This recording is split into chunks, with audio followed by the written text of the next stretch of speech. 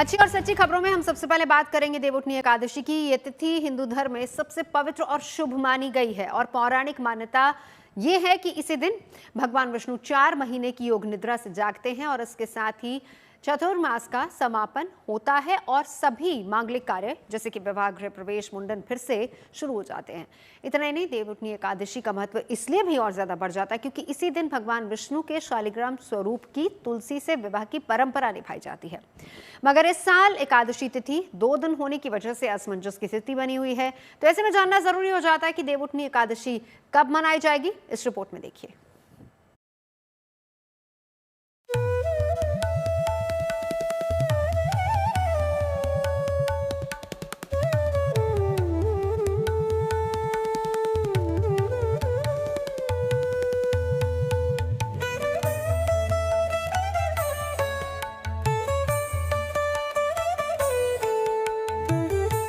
आने वाली है साल की सबसे शुभ तिथि और शुरू होने वाले हैं सभी मांगलिक कार्य, क्योंकि आ रही है सबसे पवित्र और शुभ तिथि देवउठनी एकादशी। कार्तिक मास के शुक्ल पक्ष की एकादशी तिथि को देवउठनी एकादशी कहा जाता है, जिसे देव प्रबोधिनी एकादशी या देवोत्थान एकादशी के नाम से भी जाना जाता है। मगर इस साल एकादशी तिथि 2 दिन होने के कारण असमंजस की स्थिति बनी हुई है। पंचांग के अनुसार कार्तिक मास के शुक्ल पक्ष की एकादशी तिथि 1 नवंबर को सुबह में 9:12 पर शुरू हो रही है, जो 2 नवंबर की शाम 7:31 पर खत्म होगी। 2 शब्द इसमें कहे गए हैं। देव कार्य में उदया तिथि और पितृ कार्य में आती हुई तिथि लेने का विधान कहा गया है। इसके हिसाब से तो 2 तारीख को, क्योंकि उदया तिथि के समय एकादशी है, तो 2 तारीख को ही देवोत्थान करना चाहिए और उसी दिन अपने शुभ कार्यों का प्रारंभ करने का अवसर मिलता है। 2 तारीख को ही मनाना श्रेयस्कर है, क्योंकि उदया तिथि में एकादशी उसी दिन है। एकादशी उपवास में भी कहा गया है ना कि देव दशमी वेदा जो है निषिद्ध कही गई है। दशमी वेदा एकादशी उपवास करने से ये मान्यता है कि पूर्व में की गई एकादशियां भी समाप्त हो जाती है। इसके आधार पर जब हम उपवास भी 2 तारीख को ही करेंगे, तब देवोत्थान भी 2 तारीख को ही किया जाएगा। देवउठनी एकादशी या देवोत्थान एकादशी का महत्व इसीलिए भी बढ़ जाता है कि इसी दिन भगवान विष्णु के शालिग्राम स्वरूप की तुलसी से विवाह की परंपरा निभाई जाती है, क्योंकि तुलसी को देवी लक्ष्मी का स्वरूप माना गया है। मान्यता है कि देवउठनी एकादशी के दिन तुलसी की पूजा करने और भगवान विष्णु का आशीर्वाद लेने से जीवन की बाधाएं दूर होती हैं, साथ ही जीवन में सुख शांति बनी रहती है। इसमें कथा है कि जलंधर की पत्नी वृंदा, जो कि अपना सतीत्व भंग होने के कारण से भगवान नारायण को श्राप दिया था कि मैं आपकी अनन्य भक्त हूँ, फिर भी आपने मेरे साथ ऐसा किया तो आप पत्थर के हो जाओ, और अपने योग बल से अपने आप को स्वाहा कर लिया था। भगवान ने उसको दोनों उसके श्राप भी स्वीकार किया और उसको आशीर्वाद भी दिया था। श्राप स्वीकार करके भगवान जिस पत्थर के स्वरूप हो गए वो शालिग्राम कहलाता है, नारायण का स्वरूप है। और वृंदा जिस जगह पे योग अपने माया से अपने आप को भस्म कर लिया था, उस राख से ही जो पौधा उगा वो तुलसी कहलाता है। और चूंकि भगवान की अनन्य भक्ति, भगवान ने उसको स्वीकार किया, तो इसलिए शालिग्राम तुलसी के बगैर अधूरा होता है। इसलिए तुलसी विवाह भगवान से कराने से वृंदा तुलसी रूप में नारायण को स्वीकार करती है, तब भगवान उसके आशीर्वाद को पूर्ण करते हैं। पौराणिक मान्यता है कि देवउठनी एकादशी के दिन जगत के पालनहार भगवान विष्णु 4 माह की योग निद्रा से जागते हैं और फिर से सृष्टि के संचालन की जिम्मेदारी संभालते हैं। इसके साथ ही चातुर्मास का समापन होता है और इसी दिन से मांगलिक कार्यों जैसे सगाई, शादी, मुंडन, भूमि पूजन और गृह प्रवेश की शुरुआत हो जाती है। पंचांग के अनुसार इस साल नवंबर और दिसंबर महीने में कुछ ऐसे विशेष दिन हैं जो विवाह के लिए शुभ माने गए हैं। नवंबर महीने में जहां शादी के लिए ये मुहूर्त 2, 3, 5, 8, 12, 13, 16, 17, 18, 21, 22, 23, 25 और 30 नवंबर। वहीं दिसंबर में विवाह के लिए 4, 5 और 6 दिसंबर को सबसे सर्वोत्तम मुहूर्त माना जा रहा है। इसके बाद 16 दिसंबर से खरमास की शुरुआत हो जाएगी। भगवान विष्णु जो योग निद्रा में 4 मास से गए हुए थे, आज के दिन भगवान विष्णु इस सृष्टि का भार पुनः संभालते हैं। आज के दिन से ही हमारे सनातन धर्म में शुभ कार्यों का आरंभ, विवाह, गृह प्रवेश आदि का मुहूर्त आरंभ हो जाता है। किसी व्यक्ति को विवाह के मुहूर्त ही ना मिल रहे हो, कोई शुभ काम करने के मुहूर्त ही ना मिल रहे हो, तो आज के दिन वो अपना कार्य सिद्ध कर सकता है, आज के दिन विवाह कर सकता है। विशेष तौर पे जिन लोगों के विवाह में अड़चने आ रही हो या जिनकी कुंडली आदि में ऐसा दुर्धर्ष योग पड़ा हो कि उनके 2 विवाह होंगे या वैवाहिक जीवन कलहपूर्ण रहेगा, कष्टपूर्ण रहेगा, या जिनकी बताओ कि उनकी पत्नी की आयु कमजोर रहेगी या पत्नी की कुंडली में पति के विषय में कहा जाए, तो आज के दिन वो लोग घट विवाह, विवाह से पूर्ण, या कुंभ विवाह या शालिग्राम जी का विवाह करने से ऐसे लोगों के जीवन में, वैवाहिक जीवन में बड़ा सुंदर अर्थ हो जाता है। कहते हैं श्री हरि विष्णु की कृपा जिसे मिलती है उसके जीवन में खुशियां ही खुशियां बरसने लगती है। ऐसे में लोग देवउठनी एकादशी का बड़ी बेसब्री से इंतजार करते हैं। उनका ये इंतजार महज 3 दिन बाद खत्म होने वाला है। हरिद्वार से मुदित अग्रवाल के साथ bureau report, good news today.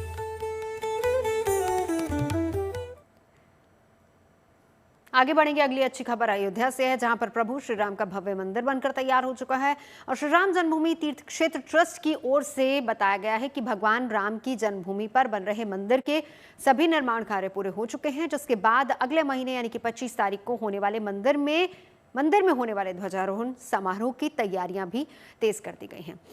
इस कार्यक्रम के लिए खासतौर पर प्रधानमंत्री नरेंद्र मोदी अयोध्या पहुंचेंगे।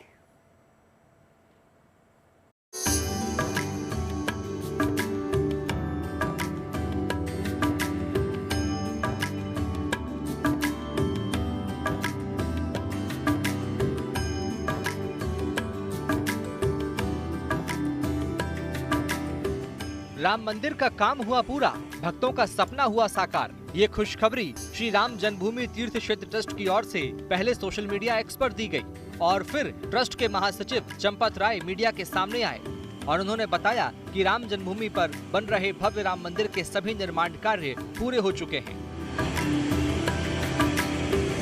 राम मंदिर के साथ साथ परकोटे के 6 मंदिर भी बनकर तैयार हैं। इसके अलावा सप्त मंडप के सभी मंदिर भी तैयार हैं। यानी देश दुनिया में मौजूद करोड़ों राम भक्तों की सदियों पुरानी आस्था अब साकार रूप ले चुकी है। अयोध्या में श्री राम जन्मभूमि मंदिर और एसोसिएटेड स्ट्रक्चर्स सभी का निर्माण कार्य पूर्ण है। मंदिर जो पत्थरों का बना है, नागर शैली में है, उसका निर्माण पूर्ण हो चुका है। मंदिर परिसर में सड़कें बननी है। कौन कौन से संपर्क मार्ग होंगे उसकी ड्राइंग बनी है। मंदिर में लैंडस्केपिंग अर्थात भूमि का सौंदर्यीकरण, हरियाली का निर्माण, इस सड़कें बनाने का काम लार्सन टुब्रो तेज गति से कर रहा है। भूमि सौंदर्यीकरण, लैंडस्केपिंग जीएमआर नाम की ख्यातिनाम संस्था पूरी कर रही है। सुप्रीम कोर्ट के फैसले के बाद प्रधानमंत्री नरेंद्र मोदी ने 5 अगस्त 2020 को राम मंदिर का भूमि पूजन किया था, जिसके बाद 15 जनवरी 2021 को राम मंदिर के निर्माण से जुड़े काम शुरू हुए थे और फिर राम मंदिर की प्राण प्रतिष्ठा का भव्य कार्यक्रम 22 जनवरी 2024 को पीएम मोदी की मौजूदगी में हुआ था। एक बार फिर वो घड़ी आ गई है जब प्रधानमंत्री नरेंद्र मोदी अयोध्या पहुंचने वाले हैं। इस बार मौका होगा राम मंदिर परिसर में भव्य ध्वजारोहण समारोह का, जिसके लिए 25 नवंबर की तारीख तय की गई है। ऐसे में ध्वजारोहण समारोह के दौरान किसी भी तरह की अड़चन न आए, इसके लिए सेना ने राम मंदिर परिसर में ध्वज फहराने की रिहर्सल पूरी कर ली है और तकनीकी सुझाव ट्रस्ट को सौंप दिए हैं। 25 नवंबर है और उसी तारीख को जो है नरेंद्र मोदी यहाँ पे आगमन होगा प्रधानमंत्री का, और यही वो गेट नंबर 11 है जिस गेट से जो है अंदर एंट्री होगी प्रधानमंत्री की, और इसी को सजाया संवारा जाएगा इसी गेट से जो है। और उस दिन एक खास बात रहेगी, उस दिन जो दर्शनार्थी होंगे, जो दर्शन करने वाले होंगे श्रद्धालु, उनको जो है यहाँ पे एंट्री नहीं मिलेगी। एक ऐतिहासिक दिन तैयार किया जा रहा है अयोध्या के लिए, वो ऐतिहासिक पल होगा जब इस राम मंदिर पे शिखर पे ध्वज लहराएगा, और उसके बाद जो है पूरे देश दुनिया में एक बड़ा संदेश जाने वाला है। जो शिखर है वो आपको मालूम है कि वो कोनिकल शेप में है, फिर वो प्लेन तो है नहीं, उस पर आइकोनोग्राफी का कार्य है, तो वह कैसे जाएगी पताका के साथ जो डंडी है उसका पूरा का पूरा, और वो छोटा मोटा नहीं है, वो 11 फीट का है। 11 फीट का आप सोचें ऊंचाई और 22 फीट की चौड़ाई, इस प्रकार का पताका है। तो कल सेना के लोग आए थे, वरिष्ठ अधिकारी सेना के आए थे, और उन्होंने रिहर्सल किया क्योंकि उन्हें बड़ा अनुभव है। विचार विमर्श ये भी हुआ कि जो पैराशूट का कपड़ा होता है वो सबसे मजबूत होता है। आप सोच ही सकते हैं पैराशूट जब नीचे आ रहा है तो वो क्या हो, वो कैसा होगा, उसका वजन क्या होगा। तो ये निश्चित किया गया है कि सेना के लोग हमें इसकी सूचना अगले 2 दिन में देंगे। जानकारी के मुताबिक राम मंदिर के शिखर पर फहराया जाने वाला ध्वज 11 फीट ऊंचा और 22 फीट चौड़ा होगा और इसका वजन करीब 11 किलो होगा। वहीं ध्वज दंड की ऊंचाई 11 फीट निर्धारित की गई है। इस ध्वज पर सूर्य, ओम और कोविदार वृक्ष के प्रतीक अंकित होंगे। खबर ये है कि ध्वज को पैराशूट फैब्रिक से तैयार करने पर विचार चल रहा है ताकि ये तेज हवा में भी टिका रहे।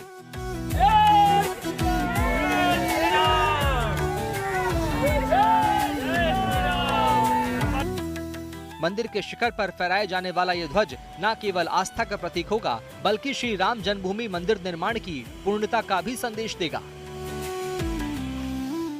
अब तो समापन की ओर है, सूचना समापन की है, अब कोई नया निर्माण नहीं है। और कल हमारे आदरणीय चंपत राय जी ने जो विज्ञप्ति जारी की है वो आप देखें तो वह इतनी पारदर्शी है, हर चीज उन्होंने स्पष्ट कर दी है कि क्या पूरा हो गया निर्माण, क्या आगे भी होगा, इस प्रकार का उन्होंने किया है।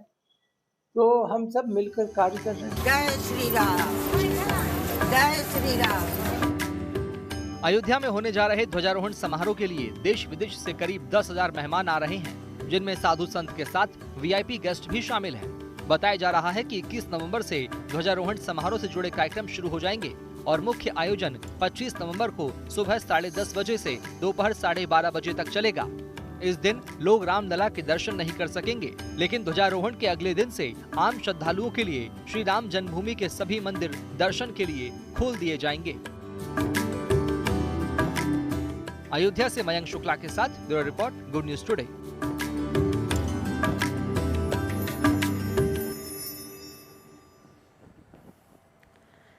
और अब बात बाबा महाकाल की। कार्तिक माह में जिनका पहली सवारी जिनकी निकली है, चांदी की पालकी में सवार होकर जब महाकाल चले तो साथ साथ जैसे कि पूरा उज्जैन शहर ही चल पड़ा। मोक्षदायिनी उज्जैन के राजा का राजसी ठाठ का गवाह हर भक्त बना। महाकाल मंदिर से शुरू हुई ये सवारी शहर के मुख्य मार्गों से होते हुए क्षिप्रा नदी के रामघाट पहुंची, जहां उनका अभिषेक किया गया। और महाकाल की सवारी की परंपरा सदियों पुरानी है। बाबा की सवारी को उनकी शक्ति और महिमा का प्रतीक माना जाता है, जिसकी वजह से भक्तों की श्रद्धा इस धार्मिक आयोजन से जुड़ी हुई है। और बाबा के भक्तों की वजह से उज्जैन शहर के लिए ये महत्वपूर्ण सांस्कृतिक उत्सव है और इसके लिए महीनों तैयारी होती है, जिसमें न सिर्फ मंदिर से जुड़े सदस्य बल्कि भक्त और प्रशासन भी शामिल होता है।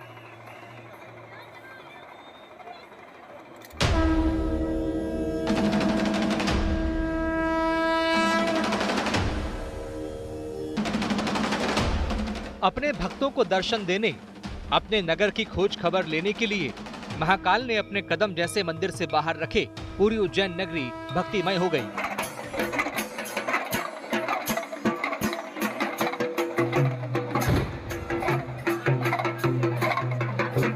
चांदी की पालकी में सवार होकर मोक्षदायिनी उज्जैन के राजा भगवान महाकाल अपने प्रजाजनों का हालचाल जानने नगर भ्रमण पर निकले तो नजारा दिव्य और भव्य हो उठा। श्रावण और भाद्रपद की तरह कार्तिक और अगहन महीने में भी बाबा महाकाल अपनी प्रजा का हाल जानने रजत पालकी में निकलते हैं। ये कार्तिक माह की पहली सवारी है जो निकली तो शहर नीलकंठ के जयकारों से गूंज उठा। बाबा महाकाल के नगर भ्रमण से निकलने से पहले सभा मंडप में पुजारी पंडित घनश्याम शर्मा ने पूरे विधि विधान से पूजा अर्चना की।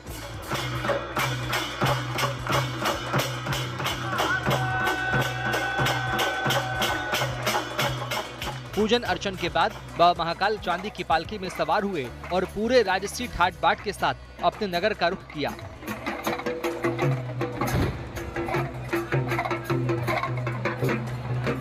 बाबा ने मन महेश रूप में प्रजा को दर्शन दिए। धार्मिक, सांस्कृतिक और ऐतिहासिक महत्व रखने वाली नगरी की प्रजा ने अपने आराध्य के स्वागत में कोई कमी नहीं छोड़ी।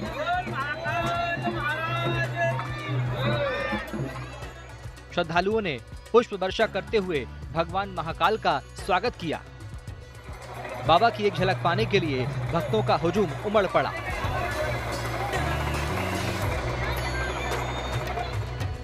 आगे आगे अश्वारोही दल की मौजूदगी सृष्टि के अधिपति के आने की मुनादी करता चला।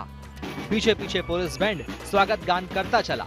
इस बार महाकाल की सवारी में पुलिस बैंड के साथ महाकालेश्वर बैंड भी पहली बार शामिल हुआ, जिसकी शिव धुनों ने दिव्य और भव्य यात्रा को अलौकिक बना दिया।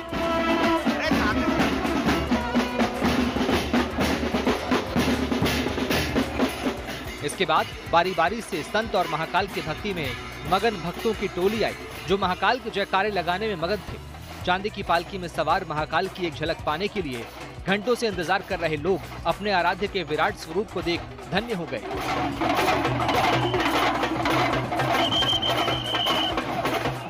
हर महादेव, आज हमने महाकाल की सवारी की, हमें बहुत मजा आया। पूरा माहौल बहुत अच्छा था। सब उत्सव मना रहे हैं यहाँ। महाकालेश्वर मंदिर से शुरू हुई ये सवारी शहर के मुख्य मार्ग कोट मोहल्ला, गुदरी चौराहा, बख्शी बाजार, कहारवाड़ी से होते हुए शिप्रा नदी के रामघाट पहुंची, जहां उनका अभिषेक किया गया। फिर सवारी गणगौर दरवाजा, कार्तिक चौक, छतरी चौक, गोपाल मंदिर, पटनी बाजार होते हुए आगे बढ़ी। परंपरा है कि शाम के बाद महाकाल की सवारी मंदिर लौट आती है। भगवान महादेव के जो प्रिय मित्र हैं भगवान विष्णु, उनके दरबार से होते हुए पुनः बाबा महाकाल वापिस से अपने दरबार के अंदर आते हैं, क्योंकि भगवान शिव का और विष्णु का ये महीना कहलाता है, इसलिए इस महीने की कभी महत्ता होती है, इसलिए भगवान शिव स्वयं नगर भ्रमण के लिए निकलते हैं। कार्तिक मास की दूसरी सवारी 3 नवंबर को निकलेगी, जिसे हरिहर मिलन सवारी के रूप में जाना जाता है। रात 12 बजे बाबा महाकाल द्वारकाधीश गोपाल मंदिर पहुंचेंगे, जहां भगवान शिव और विष्णु का दिव्य संगम देखने को मिलेगा।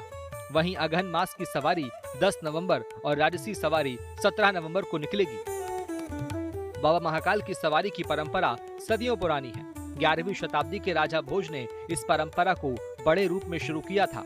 सवारी को महाकाल की शक्ति और महिमा का प्रतीक माना जाता है और महाकाल का नगर भ्रमण पर निकलना उज्जैन का महत्वपूर्ण सांस्कृतिक उत्सव है।